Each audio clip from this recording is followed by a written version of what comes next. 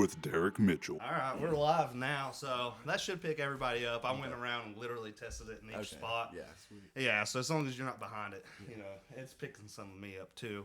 But I'll let you guys go ahead and introduce yourselves, like what band and what you guys play and everything. I'm Braden. I do guitar, vocals. I'm Josiah. I just mainly do vocals. I'm Marcus. I'm the guitarist and background vocals of Nearly Mine. Nice. So how long y'all been together? Since 21, I think was the first single, or was it 23, somewhere in there? Us two got together at like the end of 2020. Oh, okay, yeah. Yeah. So at the end of 2020, you guys got together, but the first single was in 21. Yeah. Okay, was it just you guys on that first single, or Just us two. Yeah, okay. And then what time did everybody, who was doing bass at that time, or was there any bass? There was actually, funny enough, we were on the tracks of the first, we just recorded 5 guitars that nobody even played bass on. Okay, that's what I was thinking, Four because guitar tracks. yeah, I didn't hear bass until I think I put it on here somewhere on there. I didn't hear bass until He was... in 2024 on that 3-song EP that you guys did. That was the first time I was like, oh, there's some bass on there. But also in that style of music, like how much of a prominent bass part do you need? Yeah. But you guys did how many guitar tracks? I did 4. I did 4 Yeah. for like the first few. Now, is that just left, right, left, right? Yeah. Oh, okay, cool. Yeah. So how did you guys get everybody else into it? Well, then, from just me and him, we were already looking for a drummer because I was sort of playing drums, but he still did everything just computerized. That's what it was. And we didn't play any shows. So we were trying to look for a drummer because we sort of were branching out of our genre.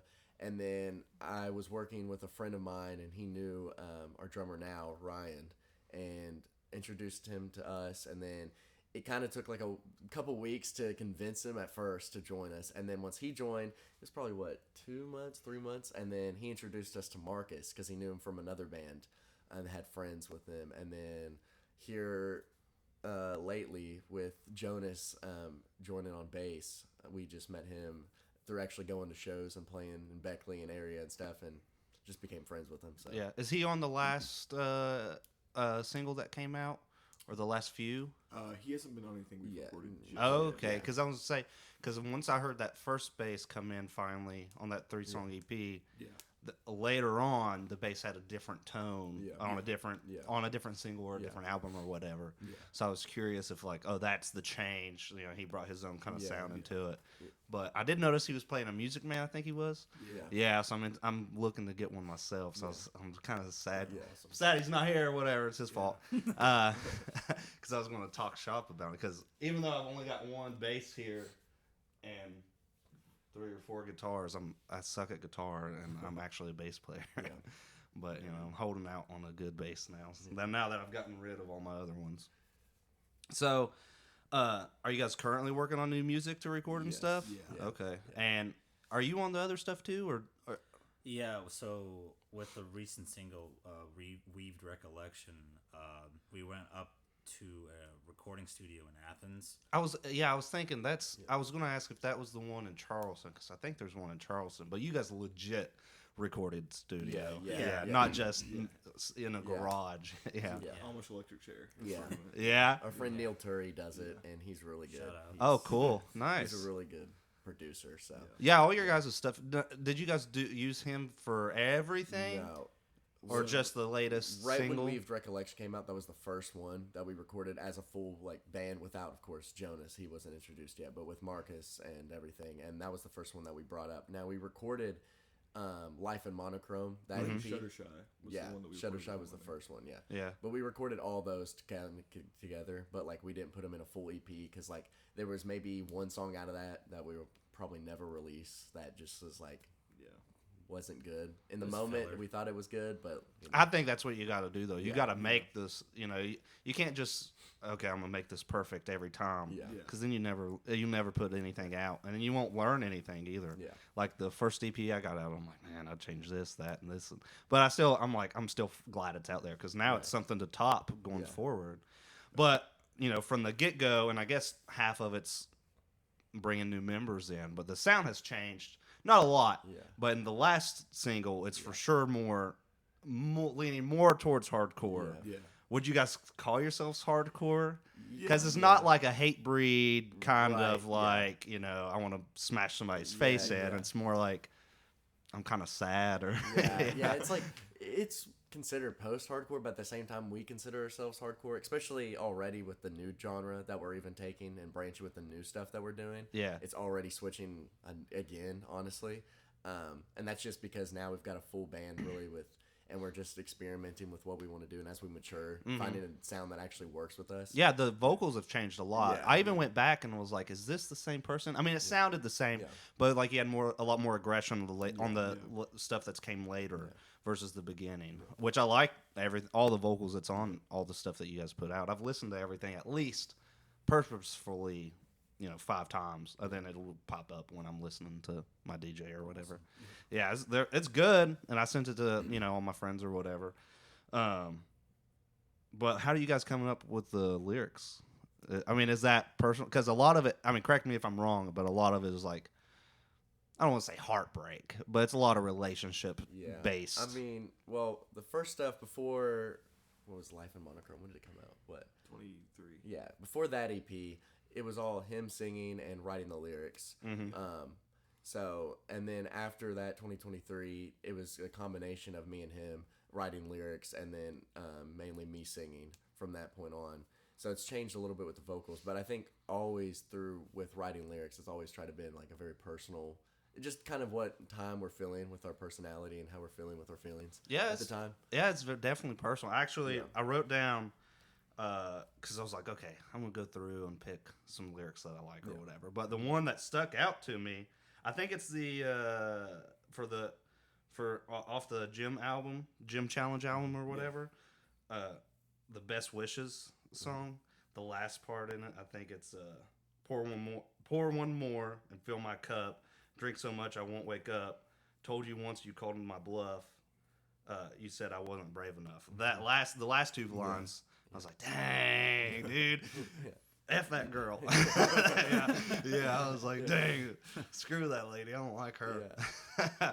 Who came up with that part? That was all. Yeah. That one was good. All of Gym Challenge is really just me kind of just pouring everything that I was feeling at the time out. Yeah. And I still really, as much as I try and kind of distance myself from that sound that we were doing back then, I still kind of look back and be like, yeah, those were kind of some of my best lyrics. They were good. I like them. I mean, I liked all the lyrics so far on all the stuff. And the beginning was a lot.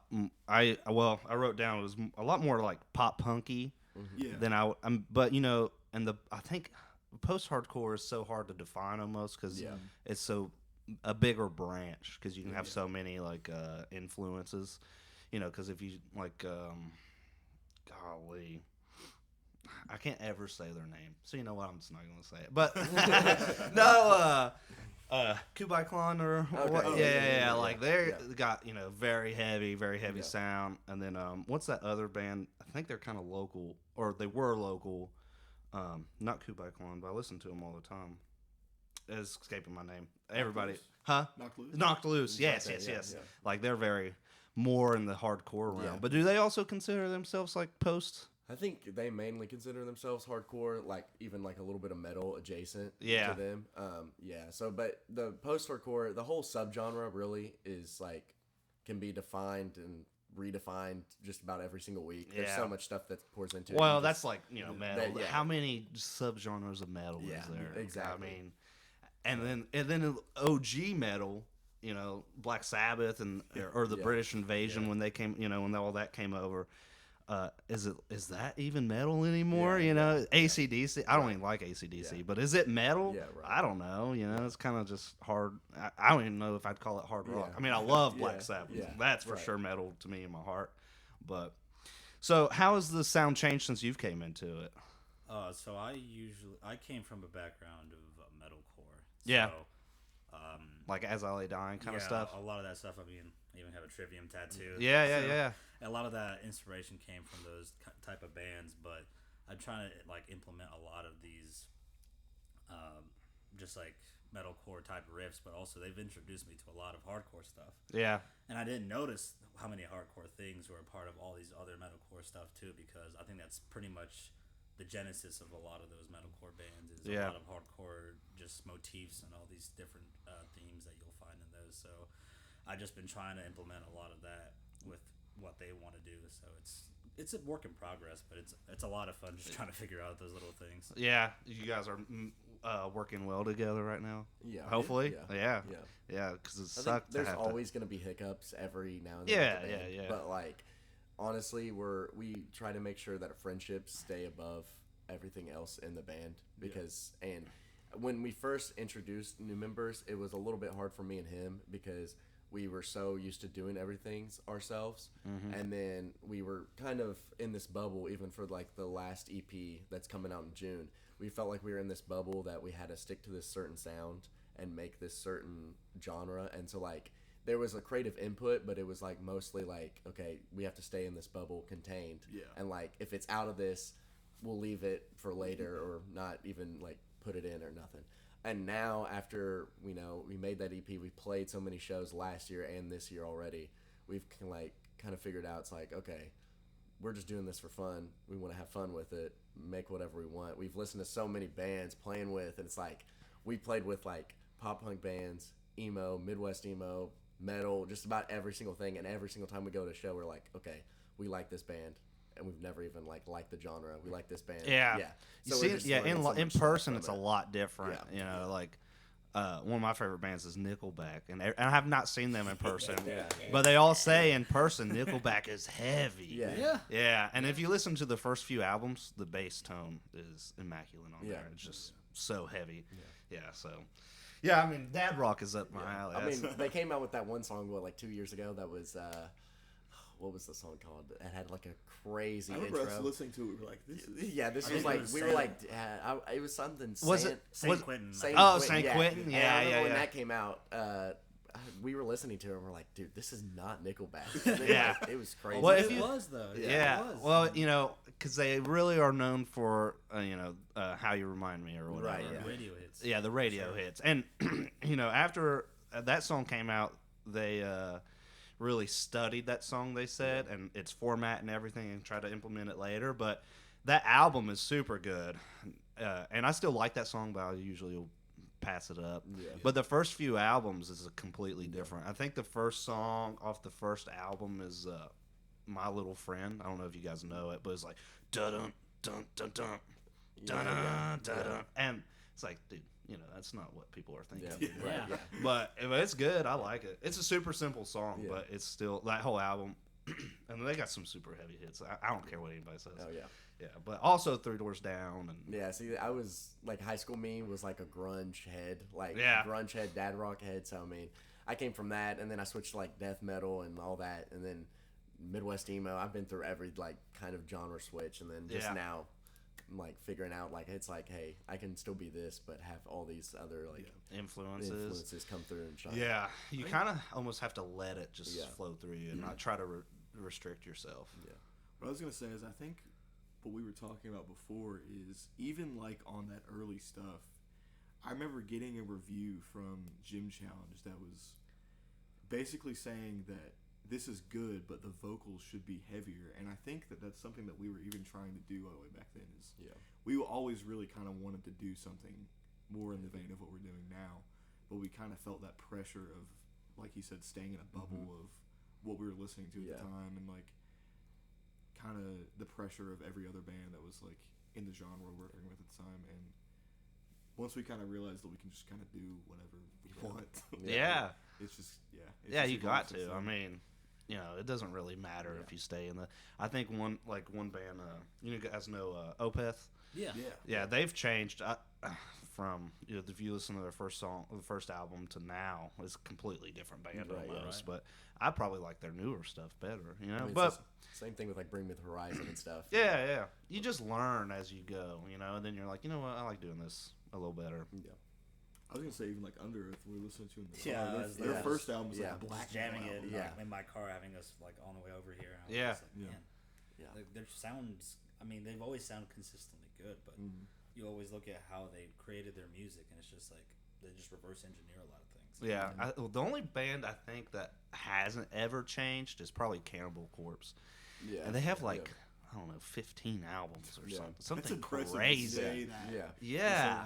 Yeah, it's wild. And you know, yeah, I think it's just that kind of genre. Like, it's always, you know what to expect, but it's always good. yeah, it's always good. Yeah, you know, being a bass player, you have to at least know Alex Webster. It's just crazy, and he writes a lot of their music like by himself.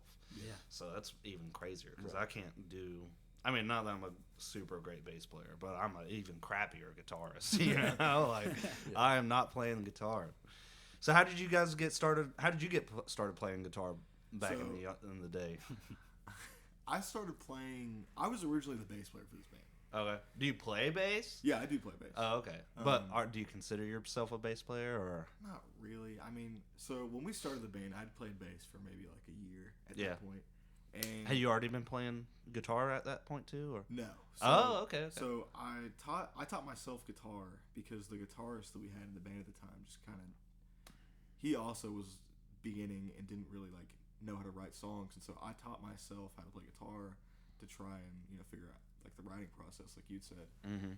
And just from that point, I kind of was like, I really like playing guitar more than bass, and so I just took over doing that. Yeah. And so since then, I've just been teaching myself how to play, and that was 3-4 years ago. Yeah, that's familiar because I originally, I'll tell you this story. So back in middle school, this is probably 28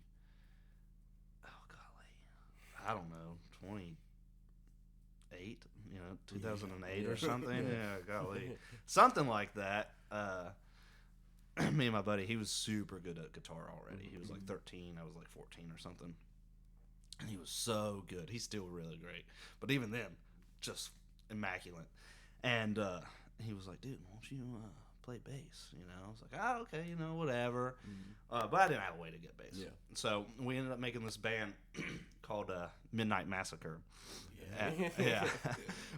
And we had my other buddy, actually the buddy that we had make the logo for it, he plays, his name's Devin Breeden, and he plays in a band. You guys know Nate Holly, right? Yeah. Okay, so Nate's wife, her sister, who is... Woodsguard, you talking about? Yes. Yeah, okay. I knew the name sounded super familiar, so I was waiting. Devin plays guitar in that band, but Devin made our logo back then, and it was this giant moon with like an M in it. It was cool. It was sick. That's awesome. I hope he still has that because we don't have it. But we never ended up doing anything. Like him and I basically hung out at his house and wrote. So he wrote some songs and I tried to do vocals of them, which I still can't do vocals. Yeah. But a couple years later, I moved away. Then I moved back, and I ended up having a bass for a year before I seen him again or whatever, and I was not great. He's like, dude, come join my death metal band. I'm like, okay. So, I can't really play or nothing, dude, but he just shoves me in there. And I think I was, not in terms of creativity, but in stamina-wise and speed, way better back then just because that's all I did. But yeah, starting out, you just have to plunge into it. Yeah. Then now when we go to play, like say we go to write riffs or something, the stuff I write is a lot. He's, death metal. His right hand is just immaculate on it. And I'm more like, okay, well, maybe I could put some chords over this, some bass chords. I don't know. I like doing weird stuff. But so how'd you get started vocally? Well, originally I started the drumming in this band. Oh, but right, it was right. like... Did you play drums? No. I have no, pre this band, I have no musical ability, nothing. I've never touched an instrument, anything. We got together because he posted that he got a drum set on Snapchat or something. I was like, you start a band? Yeah. Nice. I literally got like a $10 drum set on a yard sale. Dang. So that started, and who wouldn't take a drum set for $10? I would 100% do that right So now. I was like, oh, this is cool. So I tried to teach myself like some Slipknot songs at the time because I was into that, and like a couple other bands like Tool and stuff. Yeah, I love that's Tool. Like way out of my even. This next stuff I got coming out sounds a lot like Tool. At least one song does. There's like no way that I could even play those drums. So like I kind of was just like going through and seeing what I could do. But then we got together, and then from then it never was really working out. And so then I was like, we kind of changed. I want to play bass, and bass from drums anyways is a lot easier. I feel like to pick up. And so then I played bass for a while, and I still had trouble, but So then whenever Jonas was introduced to the band and, we became friends and stuff, and he was... And Jonas is... The bassist now. The bassist now, okay. Which we met him at a bunch of shows and stuff, and he was always just like texting us and like asking, come to Oh, the he shows. was trying to get in there? He sort of, like, Subtly. he was more just trying to become friends with us because we like the same bands and stuff and influences and, just the same interests. And then as, he became friends with us, we learned that he was one great guitarist, but he's also just a great bassist too. Mm-hmm. And I was like, you know what? I'm fine with this because it's hard for me when we were playing the shows last year anyways in 2024, playing bass and screaming how I did was limiting myself a lot, I felt like, and especially my stand, like, and all that.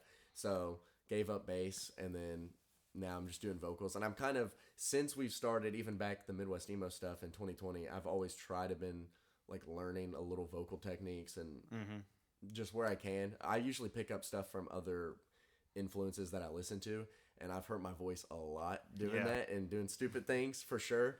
There's been tons of shows that I'm like, guys, I have to take so much like ibuprofen and everything because my voice is like ripped, like it like, sucks. Yeah. But like here lately, it feels in a good spot, and I finally feel like we're doing stuff that my voice is allowing me to do, and like I feel pretty confident when we're on stage and also recording. So nice, yeah. The voice is so hard. Like I'll do one track, and then my voice is gone. Yeah. That's the other thing is like we've talked about putting me on bass and vocals. But I'm like, I got one song in me vocal wise, and then my voice is pretty much gone. So, which I mean, I don't. You guys, I haven't told you guys to go listen to my EP, my last EP or whatever. But, and I don't even really mention it to anybody anymore. But that was the first time really doing any vocals. So a lot of it's just me experimenting and seeing what happened and then hoping I could talk the next day. That was me. I understand that, especially. Yeah. Even the early stuff though, you were doing vocals even back then. Yeah, like when we were talking about doing like hard vocals too. We experimented with me screaming, and it sounded like now to stuff I'd say it's okay, but it was okay at the time. But like we said, we stayed in a bubble, so we just scrapped it all the time. But like even then, I did like a couple like high on the EP on that gym challenge. There's a couple like background vocals that I did, but like I still don't think it was like anything. It was just literally me just trying to hit a note that he was telling me to hit, and then once he said I hit it, then I was like, okay, we'll just keep that. And keep that one. I remember we used to go sit in your car. Yeah. Because you would go sit in your car and warm up your vocals, like listen to the Tiger Jaw or something. Yeah. And then we'd be like, all right, let's go take my laptop into your car and record vocals because this is where you can do your scream at. Yeah. Oh, yeah. So that's a good method, though. The biggest problem with me is because I'm deaf in one ear. I'm deaf in my left one, so I can't, like, pitch for me and, like, notes is really hard for me to grasp. Like, if we play, like, a new song, I have to listen on it, and even then I have to send them, like, basically voice memos of me doing it over and being like, does this sound correct, or is, like, if I'm totally, like, doing it wrong? Yeah. So. Well, that's the nice thing about, doing like this kind of screams like there's no notes. It's just because I played music way back in the day with a drummer, no ear protection, and then I was in the Army for a couple years, so like I'm not as deaf, but my ears are shot. Like so how'd you get started playing? So I started playing guitar back in high school, which was a funny story is that I originally wanted to start off playing piano or on a keyboard. And then my mom was like, no, that is not going to happen. Here's my brother's used guitar, acoustic guitar. Yeah. And I was like, all right, fine. I'll just play this instead. Yeah. So I started playing on an acoustic first, and then they were like, oh, you're getting some lead weight on this. Here's a electric guitar that's also a hand-me-down. Yeah. Which I think it was actually like one of those rock band guitars, but it was like the live version. Yeah. Which was the worst guitar really? I've ever played. Like now that I know what I'm doing with guitars and stuff, I was like thinking back, I was like, wow, that was the shittiest guitar I could have ever played. But I mean, I learned on it, and I also got more hand-me-down guitars, and now I've been playing for around 7-8 years. Mm-hmm.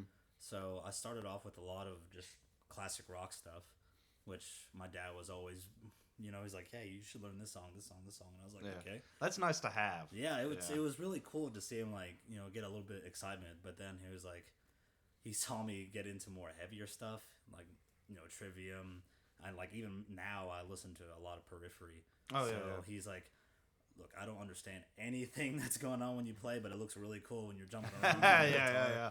But I mean, from then on, it was just like, wow. I guess guitar came to me a bit more naturally than I thought it would. Yeah. So even like around 1 or 2 years, I was learning full songs, and I was just like, okay, I'll just learn on playing guitar. And I didn't even think about a band. I was just like, oh, I can play guitar, you know.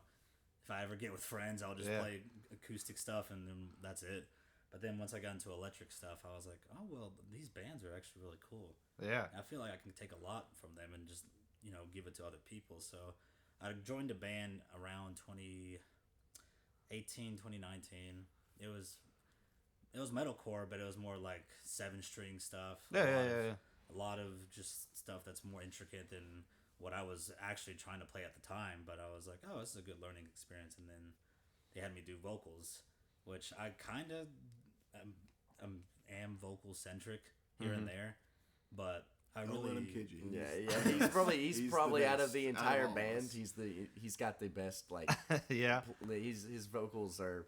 He can hit a lot of notes, and his range and everything is really incredible. So don't let him fool you. Yeah. I mean, I see they're the lyrics people, and I'm just here to be a flute, basically. Yeah. Just get the notes and hit all these like techniques. Because he'd asked me one day if I could like help him with some vocal stuff, and I was like, "Listen, man, I got YouTube. Yeah. That's as far as I've gotten. But like I've noticed where both of us have like a different vocal range, obviously, but I think there's like certain little things you can add from just being able to just sing over stuff, like sing your favorite stuff. Yeah. And like you notice like if you're doing something wrong, then it hurts. Yeah. True. Yeah. If it hurts immediately, definitely don't do it. I learned that definitely the hard way. Yeah. There's like some songs that out there like even like in the early stuff like Linkin Park, I was trying to be like Chester Bennington. I'm like, oh yeah, dude, this screams like easy. Yeah. And I'm in the car, I like turn it up all the way, and I'm like, okay, I'm waiting for this scream part to go, and I scream, and immediately my vocal cords just like give out, and I can hear my squeak come out, and I was like, well, I'm not talking for like a week. His screams are hard, Yeah, dude. so- Yeah, they're not easy. No, yeah. not at all. But Yeah. it just going back to like when I was playing guitar, I just really honed in on the technique. Mm-hmm. And then once I got into bands, I was like, oh shit, I didn't know how to write a song. Oh, yeah. So I was like, I can do all these things, but I didn't know how to write a song. Writing songs is a different process, and it's and you know, there's not one way to do it. It's absolutely. you have to just figure it out, you know, and then practice writing songs to get better at writing songs, you know. And you know, everyone, I think Hatebreed, I think the singer for them, he said sometimes he'll write stuff like a riff and then he'll put it away for 20 years or something and then stitch it together with something else. Yeah. But, you know, I know people who hate stitching stuff together. You know, if it doesn't come out together, then it doesn't come out. Yeah. And sometimes, you know, like for us back in the day, you know, my one guitar player was super like death metal oriented. The other one was metalcore oriented. But when you put them together in a room, they could write a song, you know, 5 songs in one sitting. And it was just like, oh, this is where this would go. Oh, no, I'll do the, you know. It was totally epic. Yeah. I reminisce about it too much, honestly. But back then, you know, I was trying to write my own songs back then, but it wasn't like death metal. So, you know, it was like I was playing chords on bass. Right, yeah. And trying to sing over these chords, you know. So, but it's definitely... But now the writing process for me has changed completely. Usually, if it's one riff, and then everything just kind of falls into place, you know. I use a Guitar Pro too, because I am very forgetful. So if I don't tab it out on there, I will not remember it. Voice memos. Yeah. Well, see, that's my thing though. Is like I can't hear it well enough to be like, oh, that's you know a C, and I mean, I guess I've never really tried, but I've been I've been wanting to try that. I mean, I'm at that stage where it's like, okay, I need to learn every note. Right. Yeah. When I was in Kansas for a few years, I auditioned for this grunge band, and their bass player had previously been super like, doing all kinds of runs and stuff. And I'd only ever played riffs, you know. So if it wasn't like, okay, 3, 5, and 6, you know, or whatever. So I go out there and audition, and they're like, okay, we're playing in the key of E, and we're playing the 3, the 5, and 6, or whatever. I'm like, fuck, dude, what the You're fuck? the only one. Where that's the got numbers any come of that. from? Yeah, what are you talking about? And I'd been playing for, I don't know, 10 years at that point or something. Maybe a little less than that, but it's like, oh, I should probably know. And then, so I didn't get that part, obviously. And they were just playing, 3-chord songs, but it was like, I should have been able to do that. Yeah. And then I went and auditioned for this other band, and I had an audition song. It was Omerta from Lamb of God. Yeah. I fucking nailed that one, It was like, Muscle memory. yeah, really I got helps that. out, yeah. Actually, the only part in that song I can't play for some reason is the bridge. My other friends who play guitar, they can play the bridge just fine. But the bass part in that, the timing is so weird to me. It's like, okay, I'll play the whole song, but just leave me out of this. Yeah, right. Drop the bass out that. Drop the bass out. But I went and auditioned and acted like I was on stage and just I went for it, and they were like, "Oh my god, dude, this is awesome." I wish that band would have went somewhere, but it didn't. So. It's a big part of being in a band is stage presence. I mean, fake it till you make it, but to a certain point, obviously. Yeah. But having that presence is a big part of being able to have people get an experience that's unique to them at that day. Because what we've had some struggles with is, being able to write stuff, but then how are we gonna look right? Like, how are we gonna look playing it live? Yeah. We had one riff or one song called "Shut Your Mouth, Bitch" back in the day, but the riff was it was like we were all going like but on stage it looked epic because all three of us are doing this big, so it just looked cool. And half of it's looking cool, right? And then playing stuff and then some stuff sounds good on an album, But then some stuff sounds great live because the energy of if you take it and it goes, and it just gets the crowd going. It's like, you could write songs just for live sounds, or you could write songs for albums. And what was it like the first time for you guys on stage? Like what kind of we had played like our first technically show was at our friends and they're in the band Against All. He's the drummer. We played for their like little kind of get together they were having. And it was like our first ever, and it was just me, him, and the drummer at the time. And that was like December of like 2023. Yeah. So forward to like, I don't know, it was February of 2024 or somewhere, February or something. Yeah. Well, we got offered to go up to Athens and play at the Union for it's Goth Prom. Yeah, Goth Prom at Ohio University. And so never been offered a show, and we're like, okay, of course we're going to take it. We've been wanting to play shows, and then he was down to play it, and this was our first show all together as a full band for the first time and first real show ever. And so we get up there, and we're thinking maybe like 20 people or something, and first we get up there and they're like, "Oh, you guys are playing last," and we're like, "Oh, really? Okay. Headliners?" Huh? Yeah, and I was like, Didn't even know what a headliner was. We were like, "Okay, that's fine." And then we see this place, and we get up there, and the Union's a nice venue now. We've played it a couple times, but like the first time it was there, it was like, okay, this place is like pretty big. It's like just about as big as the Loud, Yeah. And we're like, okay, this is kind of weird. And then so more people show up through the night. More people. Well, I think it was like a max. It was like over like 200 to 300 people in there that night.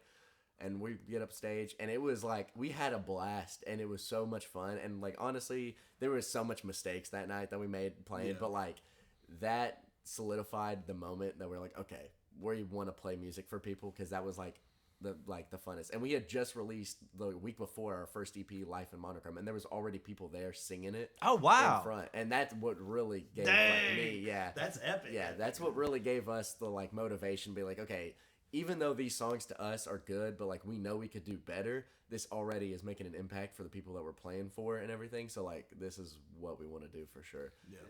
That's awesome. But we definitely had to learn a little bit of stage presence. There was, I think during like the last 4 songs, I was completely out of tune on my bass. I'm in drop D the entire time when we're playing like we're playing songs. And I'm like playing this bridge part that it's only me, and it sounds so bad. But I'm like, oh, it's just the monitors. It's my first time hearing back in the monitors, And I'm like, oh, it's fine.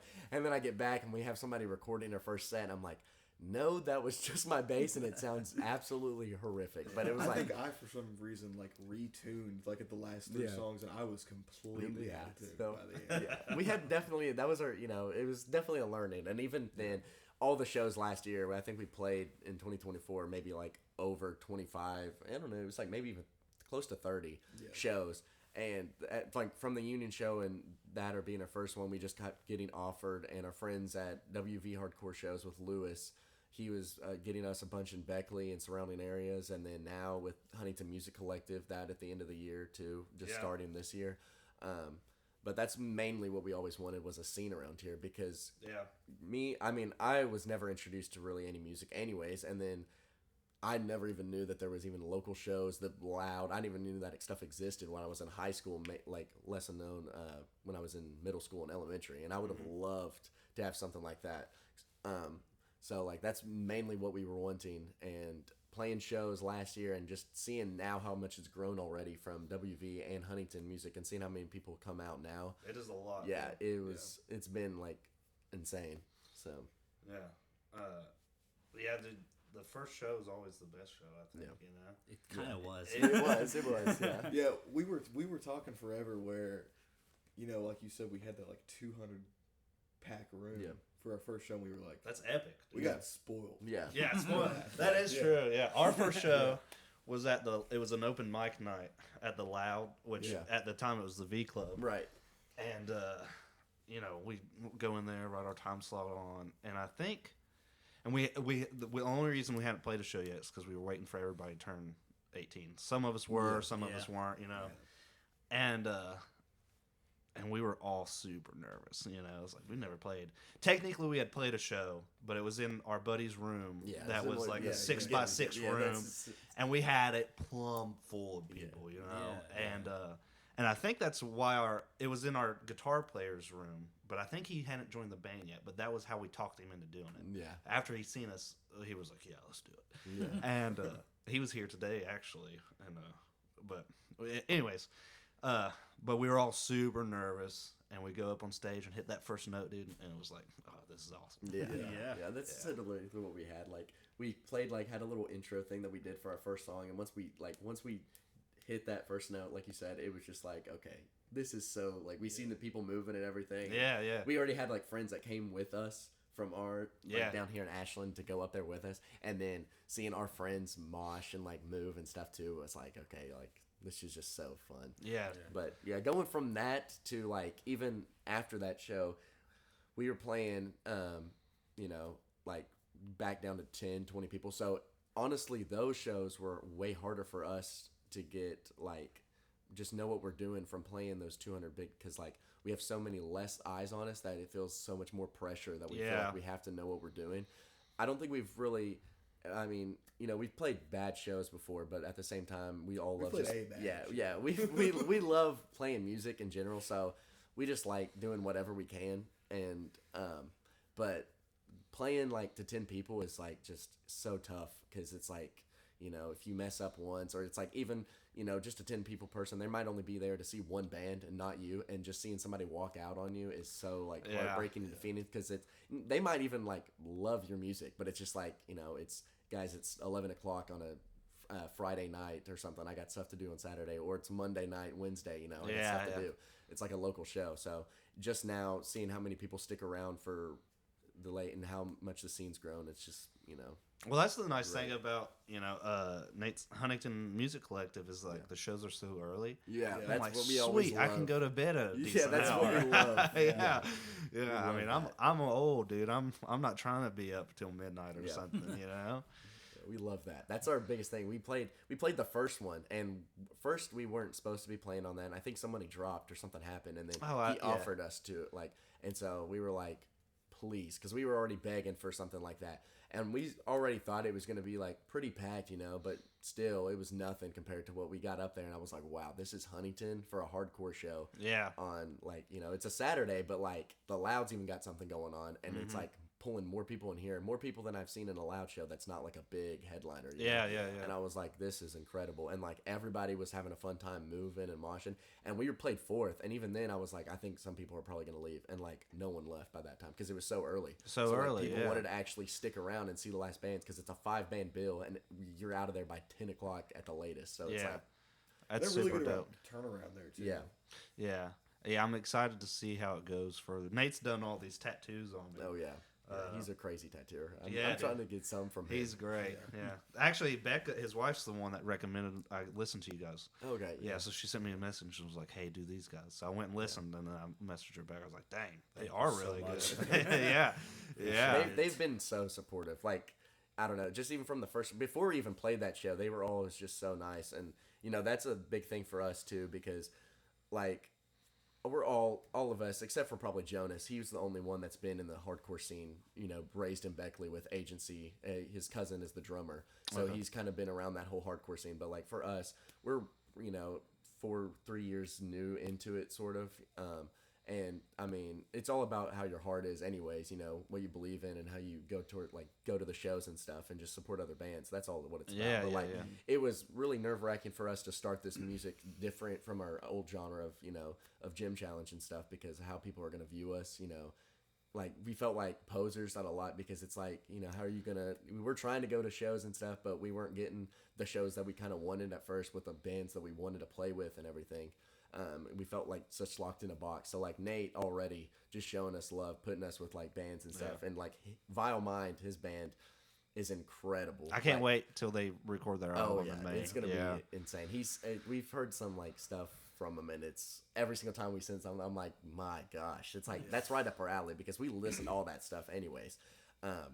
And so, like, him just putting us with us and never, like, letting us feel left out just because we're, like, a lesser right now. Yeah, they're with, great like, people. Post-hardcore is, like, amazing to us. Anytime I'm around, anytime I'm around Nate, I'm like, man, I hope I don't embarrass myself. Yeah. And he's got so much energy. I drank a Monster before you guys got over here, because I was like, okay, I felt like with the Crown Vic interview, I was very like, my mind was so like foggy, and I didn't feel like I did my best. So I was like, okay, I gotta channel my inner Nate right now. I already thought I had like good stage presence, you know, like trying to find what figures out works for me. But like even just like this past show at HMC up at it was the VF Hall. Were you guys up there? I was up there. Me and the drummer were up there. Oh, okay. I was up there at that one. Watching Vile Mind and watching Nate move, I was like, dude, he's older than me, and he was like, hasn't played a show like, you know, really for like 10 years, and I'm like, dude is moving better than me and like working the crowd way better than I've ever even done. And I was like, I got to take notes from him. Yeah, stuff never leaves you. I was like, at all. He just lives and breathes everything hardcore, really. I mean, from the tattoos to the whole 9 yards. I tried showing him a song once when he was giving me a tattoo, and it wasn't a hardcore song. It was like this new band. It's got a female vocalist, and they're kind of like Tool-esque, but I think it sounds amazing. I was like, check this out. And he didn't. I don't think he actually liked it that much. You know, I mean, he likes a lot of different styles. You know, he'll be listening to Conway Twitty or something. But then, and I asked them to do an interview a couple months back, but they were like, they'll get back to me. So we'll see what happens. But they're really, really good. I listen to their music all the time still. Like, I know he's been like raised in it. He had a band when he was like 20. Yeah. And that's what now I'm 20, so we have a band, but like I wish I was raised in it, and that's what I'm hoping even now getting into it, furthering the scene now. So like all like seeing young people and stuff come into it, and just like wishing I had that when I was young. Like, that's what grows the scene, and that's what makes me so like happy for like Huntington in the future. Yeah, well, that's the thing is like when me growing up, I kind of grew up with my stepdad, and he was always into country. You know, it was like purebred redneck kind of thing, and I wanted to hate it so bad. You know, I mean, now I love all that stuff. Right, 90s country, I'm here for it all day long. And then my uncle was a metalhead like Slayer and Metallica or whatever. And but I really didn't get into like Slayer and Metallica then, because I thought because when I would listen to the lyrics from Metallica, I was like, man, they're so cringy. Yeah, that's exactly. Yeah. I mean, I love and I like them a lot more now than I did then, but I thought they were so cringy. So I didn't really get into a lot of. I mean, the dad rock stuff. You know, I remember I had an hour bus ride to school and an hour bus ride back. So Nickelback was on there almost the whole time, you know?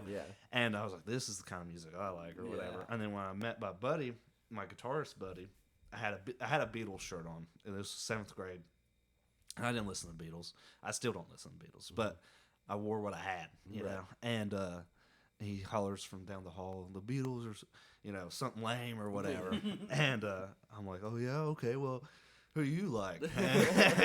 So then he starts. He was super in the middle. You know, been to all these bands.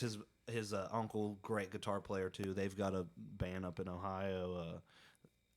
They're an instrumental band, but they're super technical. Their bass player, 6-string bass, playing, you know, really really good. I forget their name off the top of my head. Now I'm gonna feel like an asshole. Maybe, huh? Is that Horse Burner? Maybe. No, if you said it, I'd recognize it. We know Horse Burner is like an instrumental band. There's only 3 of them. Older guys, but they're really good. Yeah, his uncle's pretty old. Well, he's not old.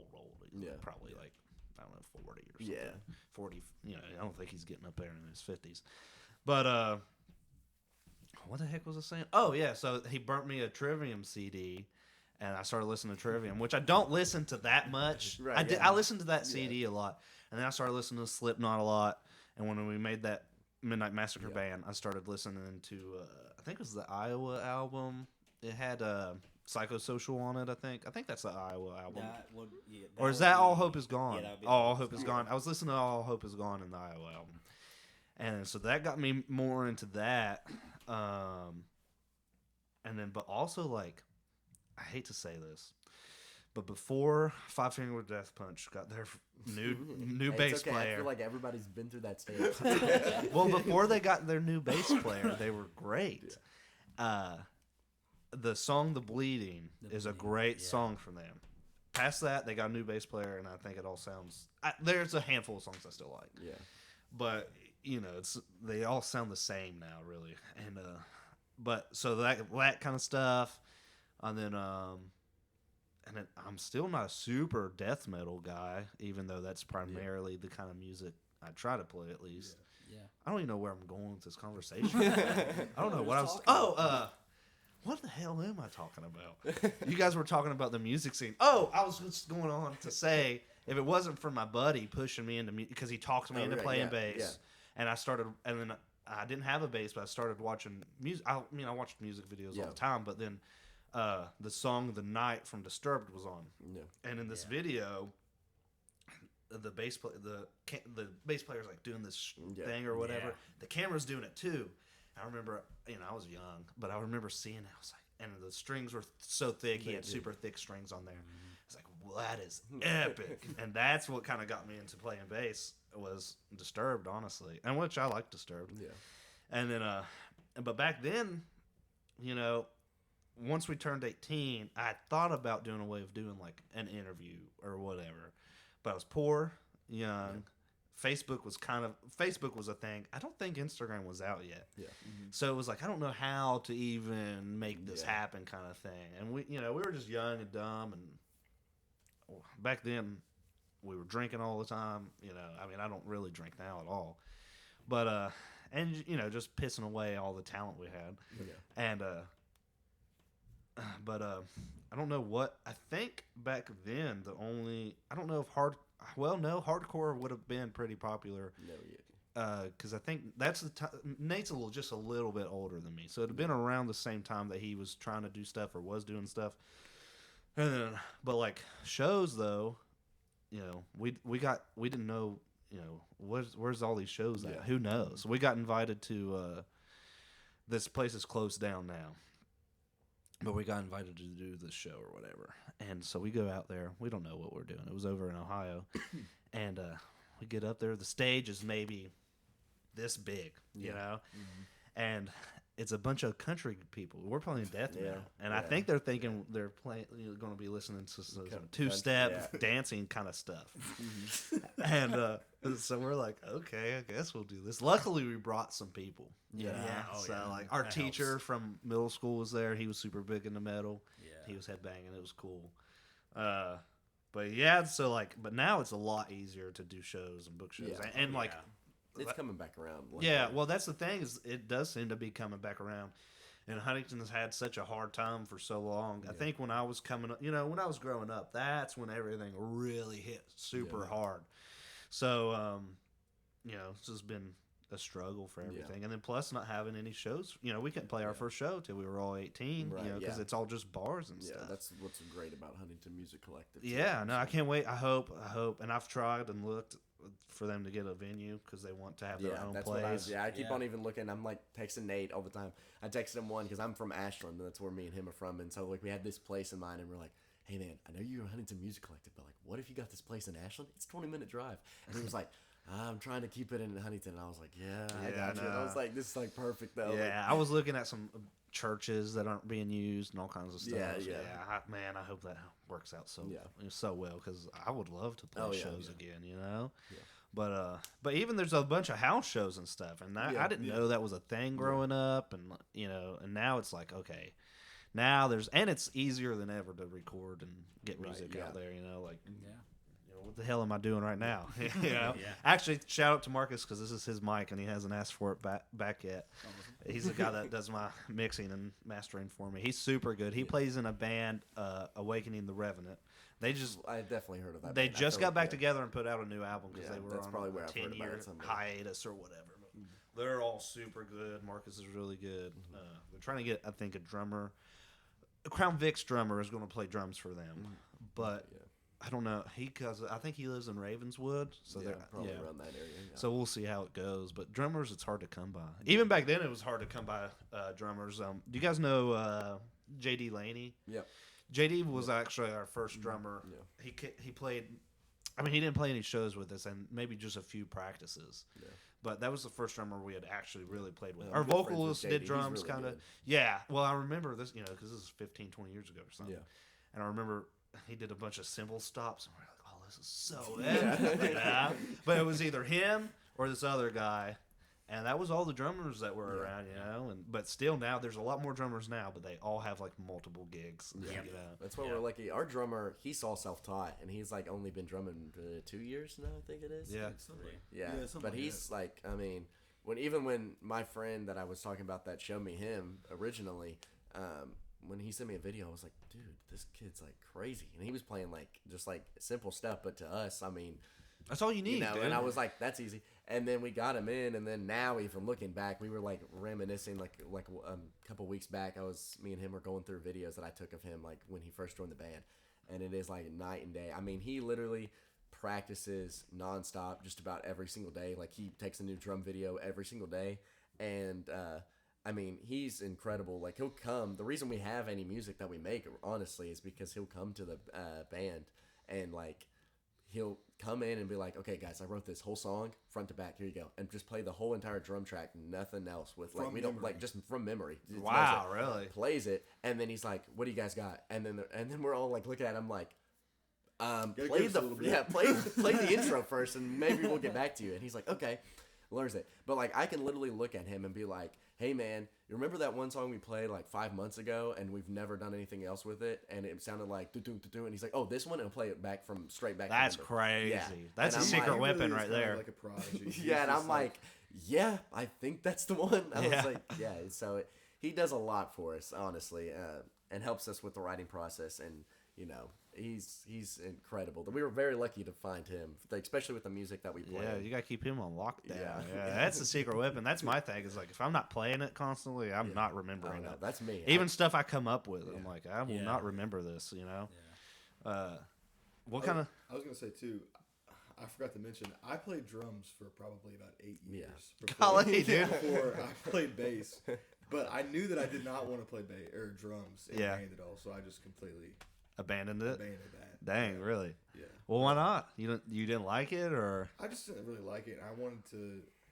I feel like it. Well, contradictory to what you just said, it wasn't really like involved into the writing process as well. Oh, drums weren't. Yeah. Well, it's a hard thing to do, I think.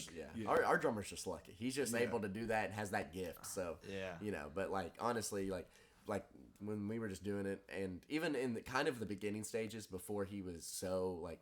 He's always been well adapted, but before he was coming to us with songs, like it was always kind of us three bouncing back and forth with an idea, and then him laying the track afterwards, and he would still be able to play a whole thing just to our stuff. But now it's like him bringing it to us and we writing it to him. So that's crazy.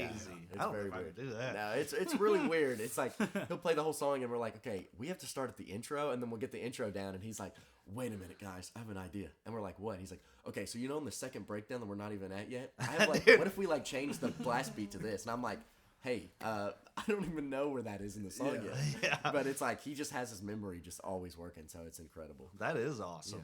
Yeah. Are you guys? So you guys have a lot of music coming out now, or? Yeah, our direction's like fairly changed. Like he was talking about with our metalcore, that's kind of where we're kind of going. It's like more like straight edge metalcore. That's like new kind of, kind of what is it? Resurgence that's coming again. You know, like 2000s metalcore stuff and like emo adjacent stuff that's coming out. I feel like we'll always consider ourselves a hardcore band because that's where our hearts are at, and that's what the scene around here is, and that's like what we want to be a part of. But like I said, we and I think our lyrics also have kind of more matured into stuff that's more like political, but also growth of us. Mm-hmm. So like it's always going to be, I feel like with hardcore where our hearts are at and where we're like singing. But like we've definitely got new music coming out. We're going to be trying to release an album here shortly after our EP releases this June, and it's definitely going to be a shock. It's going to be more definitely breakdown heavy and more scream heavy and just like more. There's a song in the EP that I think will kind of give people an idea of where we're headed. But it'll be the next stage. It's the last song in the EP, so it's gonna show people like, okay, this is cool. This doesn't sound like anything else on the EP, and then it's kind of gonna give a little bit of a taste. Like it's the last song in the EP. It's gonna be the first kind of song you're gonna hear on the next album. So, okay, cool, yeah. So, so who's doing the most of the guitar riffs writing on that? Just but mostly with his metalcore background, he's crazy. He's always been insane with like leads and stuff. Like that's how one of the reasons why we knew we like wanted to add him to the band. Because we were kind of like at this point, we're like, okay, we have to have auditions for this, man. Like we're like a serious band, and like he was our first one, and then he came in. And they were playing together, and he just like nailed this like lead that we had no idea what we were writing for, and we were like, yeah, that's cool. That's cool. You're in the band. Yeah. It's funny we found Marcus because when we went up to record at Neil's for the first time, we posted like a little documentary we made of like our first experience at the studio. Yeah, I didn't learn about that until recently, so I haven't even watched that yet. Yeah. So we recorded that, and there's a comment on the video from Marcus that just says, "Hey, we'll be watching from afar. Good stuff." And then. Yeah, just like a couple months later, we asked him to be in our band. So it's just funny, Yeah. I didn't really have any intentions of joining, but not to be like I didn't want to join. But it's always that like weird position where you're like, oh, it'd be cool to join, but I don't want to push anything. That's how I am about stuff too, because it's like I want to play with my buddies, but then it's like we've taken so long to even like. Right. Put stuff, like, are we ever going to start another band? Which we want to. Right. Yeah. And we've talked about, auditioning drummers, but it's like, do we need to audition drummers? We're not. Yeah, that's how we felt at the time. We're auditioning, and then we meet him, and we're like, we're not auditioning. Like, there's no point. Yeah. Yeah, and his stage presence that first show, just his energy with us too, was like, okay, it was like a lot from then that we knew that we wanted him in the band. So, and then the writing process now is honestly like it's mainly just our drummer and him first, and then we all come together afterwards, and we kind of put in our own spin on it because we all come from like different backgrounds mainly, So that's what we're trying to really capture on this album specifically is all our backgrounds and just put in whatever we want to have fun with. Yeah. We pull a song and we're like, this sounds cool. Let's like take this and do something in our own style and do something like that. Yeah. So, I'm really like what you were saying. Like I'm a really chords heavy guy. Yeah. I really try and lay those down first, and he's super technical. Yeah. And so I was gonna say, is he challenging your guitar playing with all that? The guitar playing on the new stuff has definitely gotten a lot more. A lot more intricate. But I think it is we really work well together when it comes to that kind of stuff because that's what you need, though. There's like a demo that we made, and literally listening to it live, always sounds cool, and I was like listening, I was like, dude, this sounds crazy. And then I took a day and I listened to it back, and I was like, this like doesn't even sound like our band anymore. But I was like, that's whatever, because we kind of messed with the idea of starting a whole new band with all of us about it, but we were like, you know what? Every band kind of goes through changes anyways. Yeah, I just stick with it. Yeah, we're just more like getting more mature now with our sound. It's not as much as we're all kind of happy with like relationship wise and stuff in our lives now, and it's like we're not like teenage angst like singing about breakup relationships anymore. That's just like not really where we're headed at anymore. So it's like we're trying to shift with lyrics. We're also shifting our like music taste and everything to sound more just mature and figure out what we want to do for like not just this next year but like years to come afterward. Yeah. So the EP's finished? EP's finished. It'll come out in June. What's it called? You'll find me downward. Okay, cool. I like that. And so, but you're working for the songs on the album now? Yeah. Well, funny enough, we've been playing the EP songs since our first show ever. Like since all the way back in last year, we had them. When did we record them? We recorded the EP over the summer, I think. Last summer we recorded it, but we recorded one song previously, even on 2023. So we've been playing these songs, I mean, constantly since we've been basically a band playing shows. So it's like, you know, to people, it's kind of new. They've heard it live and stuff, but you know, it's kind of hard to even translate it to like what you'll hear on Spotify and like streaming services. But like to us, it's like. Even now, we've changed parts. Yeah, of the songs like we don't play them like how we're supposed to play them, and like there's like way heavier parts that we're adding. But like, you know, just to us, we're like that's why we have to change them because to us it's like okay, we're playing the same thing over and over, and it just kind of. If you let it evolve like that, and that's what we're doing. So like, and that's why whenever we're getting together, we're already changing, like adding some of the stuff that's even on the album to set lists and stuff, and just experimenting and seeing what people like and what people don't like. So yeah, that's cool because it can kind of. Instead of writing a song, you know, in a room and then recording it and putting it out, it's like you're letting it be organic. Yeah. You know, that's cool. Yeah, that's like a lot of growth in a song. I like that. Yeah, we definitely learned a lot from doing that too. Because I mean, when we recorded the songs that we had been playing already for like 4 or 3 months, there was already like kind of looked back at some videos that we had taken beforehand. And it's like, okay, this song is way faster now from playing live. This song has like way more vocals now, and you know, but it honestly helps us when we get in that recording like session because we kind of already know what direction we want to take with each song, and it's like, you know, we just go by way faster. Yeah. How are you guys doing recording up there, and they're doing the mixing and mastering and everything? What we do for the EP mixing, Neil produced it, and then. We sent off the mixes to Bill Henderson with Azimuth. He's done Title Fight, Super Heavy. Yeah, he recently did the new Pain of Truth. Oh, He's done Super Heavy? Yeah. So, dang, I like that. We sent it off to him to master it, and then I think that's what's going to be out. Yeah, that's what's going to be out. Yeah. Oh, cool. But Cool. But like everybody that we've done anything has been like their sound just for us has been incredible. So like, you know, Neil's incredible at locking in a sound. He's super helpful and everything. And, I didn't realize how quintessential or important like having a producer and letting them put their fingers in it. It like he's really great. hands on with that sort of thing. Like we were joking about it whenever we recorded it that he's the type of producer that the way it sounds out of the amp is the way it's going to sound on the record. Yeah. Oh yeah. Which is awesome, especially for the kind of music that we're playing. And he knows what he's doing too. Like he does. His sound, like, and we just basically when we first got up there, we were just like, do whatever you want, like, you know. Yeah. I think that's the way to do it because who's got the experience, you know? Yeah. And it's a good way to, you know. I think my first EP that I put out, having Marcus mix and master it. It was like okay, you know, because I let him do the drum, program the drums on it too, because you know I'm not a drummer. I don't know what the heck, you know. I sent over like a basic drum thing to go over it, and he was like, "Okay, let me add this here and this," and I was like, "Dude, this sounds so epic." Yeah. Or even it was, and he was also like, you know, if you don't like this, I'll take it out.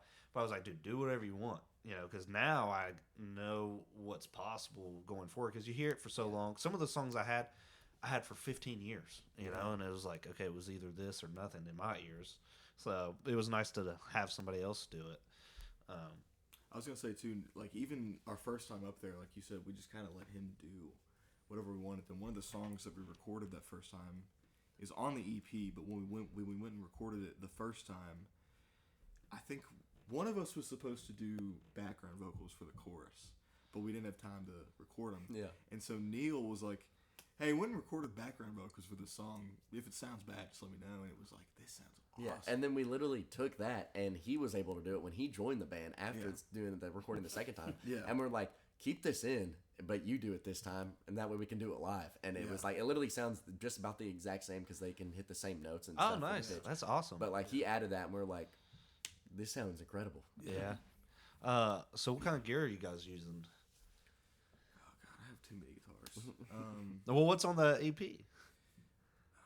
It was his studio stuff. Yeah. Actually. Really? So all the stuff that we're playing on the EP is stuff that he has up in the Yeah. studio. I think I'm playing his like 93 or something Les Paul studio. Oh, nice.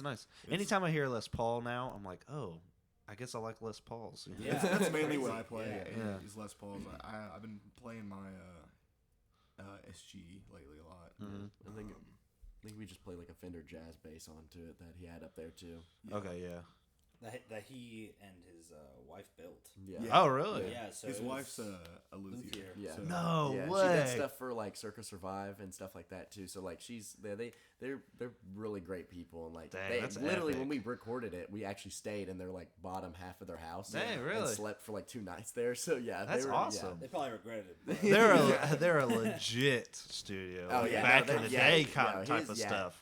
His studio is like the first time we were up there, we already knew it was like nice, but like we walked in and In we're like, person, it's like It was Yeah. crazy. yeah, we're like, okay, well, What's it called and where's it at again? Amish Electric Chair Studios in Athens, Ohio. Okay. Shout out, guys. That's awesome. yeah. He's Yeah. awesome. He's That's awesome. what I'm saying. Like, God, I wish there was like more of that, you know? Like, you hear all the stories from back in the day. Oh, we slept on the couch in the studio for like Yeah, we 6 literally days. did. and, Yeah. you know? Oh, It's like, yeah. that's the epic stuff. They probably hate us because when we were there, we put on this dumbass movie. And- okay, we put on this dumbass movie. It was like on a random You fell channel. asleep on the TV remote, and so it is like full volume. Oh, wow. There was this one part in the movie. It's like this like random channel horror movie, and at 3 a.m. this little girl on the screams, and I'm talking about. It was already loud, but for some reason that was so loud it woke everybody up, and I literally thought something like happened. So I literally jumped up. There was a part where somebody was like banging on a door, and we were like, "Are we about to die?" Yeah, it was a war movie. Yeah, it was a war movie. Straight up war movie. It was like a hostage situation. or something. Yeah, Yeah. it was a girl That's screaming, crazy. door banging, and like we all woke up in a frantic, and we're like, "What is happening?" Yeah, we thought we were getting raided somehow. Yeah. We Yeah. were just like, what the hell? I remember walking over. I think you were sleeping on one of the air mattresses. I walked over to your air mattress. I was like, "Turn this fucking movie down." Yeah. So something that's super popular right now is just putting singles out. What makes you guys want to do EPs and albums instead of singles? I We've done really a lot of believe. singles. Yeah, we have had a lot of singles, but I really do kind of believe that over everything, this is an art form, Yeah. and having that complete work of music is that's something that I've always wanted to do, and I'm kind of the type of person that I want the album to feel like a complete project. I don't want it to just be like, here's some songs, threw them together. Right. I want an album to be like, this is a body of work front to back that is made specifically for this. And That's kinda to, how the and to EP listen to it like that. Yeah, Yeah, Enjoy, we're really yeah. big on like having one theme that's been because our EP that's coming out in June is actually about my grandpa having a suicide last year. So like once that happened with me and everything, like for a month we kind of took a break, and after that I was like, okay, this is like we had really already kind of idea for what we wanted to do, but I was like, let's write it about this and have a theme, and then we bumped out the 5 songs within no time. So like yeah, we try to. It doesn't have to have like a super major thing behind it, but we try to have it all be very like unilateral and like have a kind of something behind it, you know, like a theme in general. Just so we'll figure that out when we get to it with the album. But we're already kind of writing in a sort of way, but Yeah, well, that's kind of like just and even just the organization, the order you put the songs in on the album is the artwork too. Yeah. That's and I think coming from metal or whatever hardcore backgrounds, that's kind of part of the art. I'm super that way. I do all the art for the band right now. Yeah. I'm always kind of like, all right, artwork's got to match the album, or it's not going out. Yeah. And so I'm super hands-on, and they probably think I'm an ass for it, but I'm super picky with how things look. Yeah. And making sure that everything kind of fits our vibe and like just how we want to work basically. Yeah. I already got in my notes like kind of like a rough idea of how every song on the album's gonna be, and like go and according to everything, the transitions and everything already, because it's like that's a big thing for me is how, like you said, it's laid out. Not necessarily art because I'm not really a creative person on that spectrum. I can't do anything with that, but like how the songs flow and like lyrics, especially. That's like my number one thing that I try to take my biggest like creative freedom on. And like when I listen to songs, that's what I look for is like okay, what do these lyrics mean? Like, what's behind it? And also, like, how does each song line up and transition with, like, a message behind it? So, we've always been about that, too, about, like, how songs flow into each other and transitions. Like, even back in the day, we would listen to music and be like, listen to this cool ass transition between these two songs. Yeah. It's important, That's why, I've got like $300 worth of CDs in there that I prefer listening to the CD instead even if I'm listening to it on streaming services. It's not the same as that. Yeah. Because it just flows differently from song to song. It's like a whole different experience. And, I've got this EP that I'm working on now. I've been working on it for freaking a couple of years now. But I'm just lazy about doing it. Is the problem. But it's like, after this, I'm like, okay, let's just do... It was supposed to be a couple of singles. And I was like, actually, this all fits together. Yeah. So, but I think after this, I'll do a few singles because it's like, I don't know about you guys, but like doing it by myself, I suck at guitar. And I'm usually writing on bass first. So I might write something on bass. I then write a guitar part over it, and then change the bass part. And then I gotta go in and do another guitar part, and then the vocals, and then... So it just takes like a long process to do a whole EP or albums like that. So like for solo artists, I'm kind of leaning now more towards like, okay, I can see where singles are beneficial. That's my big problem is I'm always big. I've had a big problem with starting a new project and then I'll finish a song and then I'm just throw it away. Yeah. Because I'm like, I want to make a full piece and not just one song and then it'll just go away. Yeah. Well, it's kind of funny because the songs, the EP that I have now coming out, it's like I had one or two riffs and then they turned into full songs. And I was like, it's only 2 songs. What else am I going to put on there? Yeah. And I was just thinking about it, and then I sat down and I was trying to run an Alice in Chains song. And I just wrote this whole song in one setting. I was like, oh, well, that's 3. And I've got some other stuff that's going on it that are technically not full songs. But, I think singles are not a bad idea either, especially if you capture the whole message in one single, or even if that's just very like what you're trying to convey, or if you're just even doing it for fun, Yeah. Actually, like Weave Recollection, it's a single because it was kind of its own message, and like it didn't really fit with anything else on the EP or even on this album. So like we had that song recorded since 2023, and we're like, what do we do with this? And we're like, well, I mean, we don't want to put it as a single and wait and then release it with the EP, and we're like, nah, just throw it as a single by itself, and we don't even need to tell anything else is coming from that, Yeah, just leave it as is. Yeah, that's the thing, because back in the days they had 30 songs, but I mean they nailed it down. And like, maybe some of those songs are epic, and they just never got released. So that kind of sucks. But yeah, golly. But everybody's meshing well. How's the bass player? How's he? Is he putting ideas into the thing or changing it? Because with bass, you can have one guitar riff or a chord progression, the bass can change the whole sound of it. He's been playing guitar recently too to help write. Oh yeah. He's really good. I mean, he's already changed because I mean, I've been in experience. So we like literally on the EP, anyways, we had basically like maybe it was like 4 chords max, or like a couple of notes on the bass, and like that was it. Because I cannot play. I had to follow the guitar. And sometimes that's what the song calls for. And now he is really good already, like way more intricate with it, and he was like playing something, and then he was like, Josiah, like, did you ever try to play this note with it? And I was like, I don't even play with the play.